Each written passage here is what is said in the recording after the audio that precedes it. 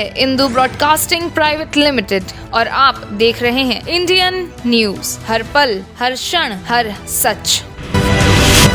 बुरहानपुर में अवैध रेत खनन को लेकर सियासत तेज हो गई है। रेत खनन के चलते बीजेपी की अंतर्कल सार्वजनिक हो गई है। बीजेपी मोर्चा और बीजेपी जिला अध्यक्ष आमने सामने हो गए हैं।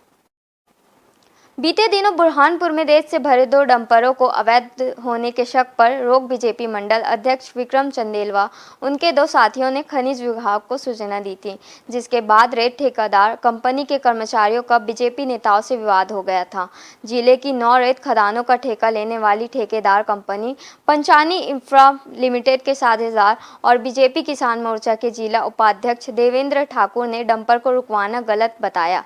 वहीं इस मामले में बीजेपी जिला अध्यक्ष मनोज लदवे की अगुवाई में बीजेपी कार्यकर्ताओं ने कलेक्टर एसपी से मुलाकात कर जिले में हो रहे रेत के अवैध खनन पर अंकुश लगाने की मांग की है। सब ये डंपर हमारा था, हमारा माल था। ये विक्रम चंदेल, रामबोले बंधु और इनके 7-8 साथी ये लोग आए, इन्होंने डंपर के सामने गाड़ी अड़ा दी। ये तरीका बिल्कुल गलत है, ये कानून की परिधि के बाहर का काम है। अगर इनको ये लग रहा था कि कुछ अवैध है या गलत है, तो मध्य प्रदेश शासन ने बहुत अच्छी व्यवस्था कर रखी है। पुलिस है, माइनिंग है, तहसीलदार साहब है, एसडीएम साहब है, कलेक्टर साहब है। इनको कोई अधिकार नहीं है कि ये किसी की गाड़ी को रोक के उसके ड्राइवर के साथ बदतमीजी करे और पैसों की मांग करे।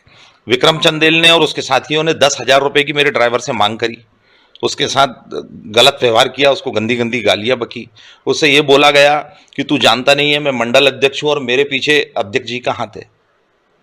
ये गलत बात है। इसकी आपने कोई शिकायत की? हाँ, इसकी शिकायत हमने लालबाग थाने में हमारे ड्राइवर और हमारे मैनेजर ने की है। जो उनके साथ इन लोगों ने अभद्रता की और पैसे मांगे, वो सारी चीज़ें हमने लिखित में लालबाग थाने में दी, जिस पे एफआईआर दर्ज हो चुकी है। अधिकारी को भेजा है और जो रेत उत्खनन का मैटर है तो उसमें जो भी ट्रैक्टर या कोई पकड़ा जाता है तो उसमें विधिवत प्रकरण दर्ज करके कार्रवाई की जाएगी।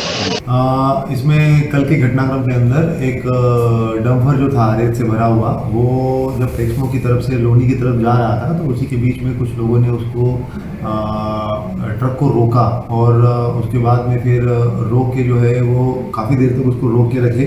जैसे ही पुलिस को जानकारी मिली, तत्काल चीता पार्टी वहाँ पर पहुंची और उनके द्वारा जो है वो उस ट्रक को माइनिंग विभाग के सुपुर्द कर दिया। उसके बाद में जिनका ट्रक रोका था और उन दोनों में कुछ झगड़ा हुआ, तो झगड़े पर भी शिकारपुरा पुलिस तत्काल पहुंची वहाँ पर और उनके द्वारा जो है वो कार्रवाई की गई। उसमें एक मामला कायम किया गया। दोनों पार्टी की तरफ से एक आवेदन आए, एक ने जो है वो मारपीट का आवेदन दिया और दूसरे के द्वारा जो ये शिकायत की गई कि हमारा जो है वो ट्रक अवैधानिक रूप से रोका और हमारे सामने गाली गलौज और जान से मारने की धमकी दी।